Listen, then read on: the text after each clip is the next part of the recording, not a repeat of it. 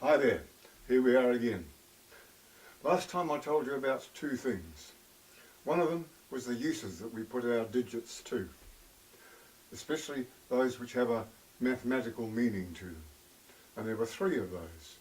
We use them in the first and foremost sense, the cardinal idea. It all hinges upon this, the idea of saying how many things do we have in a group.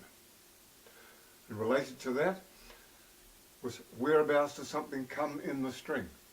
That's the idea of ordinal number. And thirdly is how far have we gone along the line, which is a secondary development. The place where children's thinking starts, the place where thinking started in the human race's understanding of mathematics, and where each individual person begins is in making sense of this idea of how many things are there in a group, and the related idea of whereabouts did that one arrive in the door. The other thing I talked about was the importance of activity and equipment. Now I want to put these two together and say, what equipment are we going to use to get started? And there's only one possible contender, and that is a group of separate objects, because that's what we're wanting to make sense of. Doesn't matter what the objects are, you can use anything around the house if you're a parent. Buttons are useful. Many homes have an old button tin. Walnuts I have found to be extremely useful. I've had those for 25 years. Painting them allowed me to put things into two groups, distinguish them, and it also helped to seal them off and make them last. If you're in a school, you will almost certainly have my beans there, and we'll be seeing as the series progresses all the useful things that we can do with them. But there is also one piece of equipment I want to tell you not to use, to avoid like the plague. You may have met this already somewhere along the line, and that is a set of coloured rods called Cuisenaire.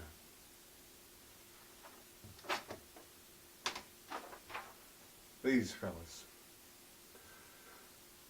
Now they work by starting with a little basic cube and then putting two of those together to make a rod, the red rod, and going on adding them one at a time to make rods of various lengths.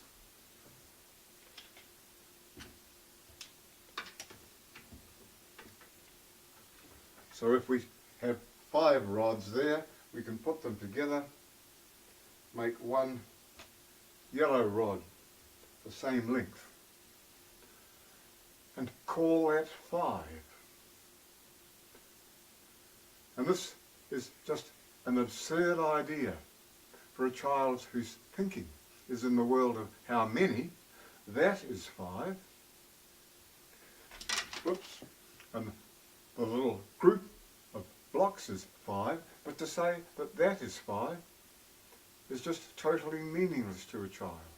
That's not 5 at all. It's one yellow rod. And worse still, the language which was used to explain this to children was to say, yellow is 5.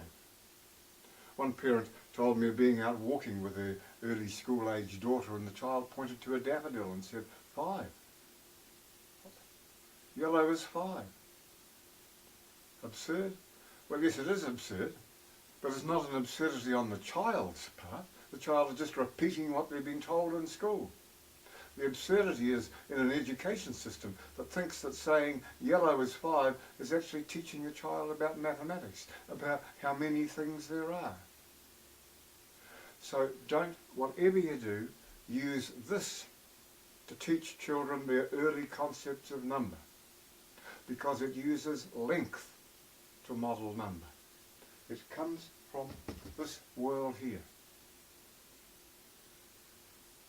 It represents 5, but it isn't 5 in the world that the child is in. I'll give you another parallel. There's some coins. Now, 2 questions I could ask you. I could say, how many coins are there? Or I could say, how much money is there?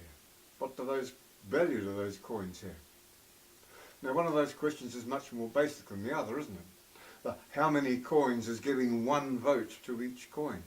And it's in the world of how many. But the question, what is the value of those coins, is assigning different values to each coin, and is a much more complex question. And that is exactly parallel to what is happening with Cuisenaire. The rods are all one rod, each one, but they all have different values. And that to the child is not a good idea. This was all the vogue at one stage when this book, which I've showed you before, the School Mathematics series, with all the new maths jargon, when that hit the road, there it is on the third page. After counting a few buttons, we're straight into using Cuisenaire rods as the main piece of equipment for teaching children. This book screwed up the mathematical development of a whole generation of children. What happened to it? Well, eventually it just slunk quietly out the back door, as these things do. In the front door with a fanfare of trumpets, out the back door with a whimper. And this is not just confined to maths. This is the way that changes in curriculum seem to happen. I'm going to read you a little bit from one of my favourite columnists, Joe Bennett. Joe came from England, and he taught English in our schools for many years. Now he works full-time as a columnist, and I think he's at his most insightful best when he's writing about bureaucracies and the education system. And I'll read you a little bit about what he has to say about changes that he has seen in the English curriculum, because it parallels exactly what happens in maths, and he says things so wonderfully.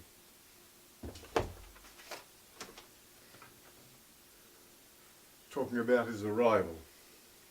From the New Zealand curriculum, I discovered that there were 7 modes of English. One of these was viewing, and another was shaping. I didn't know what these meant. After I had read the guff about them, I still didn't know what they meant. One curriculum later, the 7 modes of English were discarded. Some people had made a nice living from explaining them, and textbooks had been written around them, and teachers had been sent on courses to learn about them, and then they disappeared. No one ever admitted that they were absurd.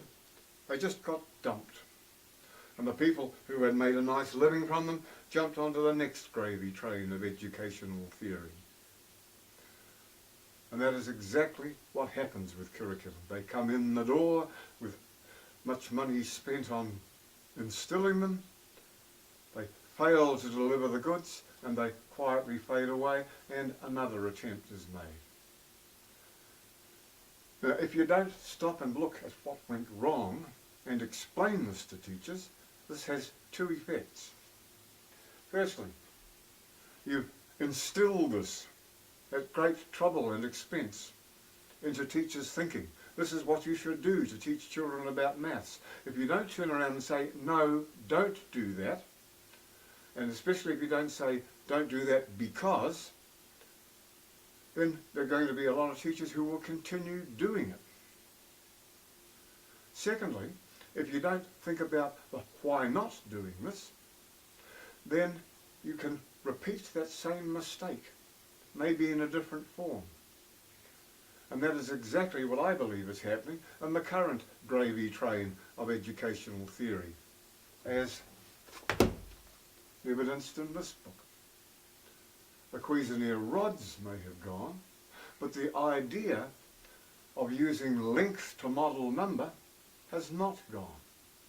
And a number line is heavily used in teaching maths now. What's a number line? Well, in its full form, it's a line with numbers on it. This is a track used in conjunction with Cuisenaire. In its current form, is now used as what they call an empty number line. Just a line, and we don't put all the numbers on it anymore, just put the numbers that you might need. For example, if you want to add 6 and 7, you take a jump to 6, then you take another jump of 7 and find out where you're at. This is clearly, if we look in the new curriculum, quite clearly evident as being a major way of approaching your teaching. You have all this emphasis here on these empty number lines. And that is just the same mistake in another guise. It is just Cuisenaire thinking without the Cuisenaire rods. Now what I want you to understand is, in the early understandings of number, there is only one thing to do with children, and that is to have a group of separate objects and learn, first of all, to put these digits to make numbers to tell us how many there are. Then we will look about combining them and separating them and making patterns with them. We need discrete, separate objects, and only that. And we'll get started on that next time. Ka kite.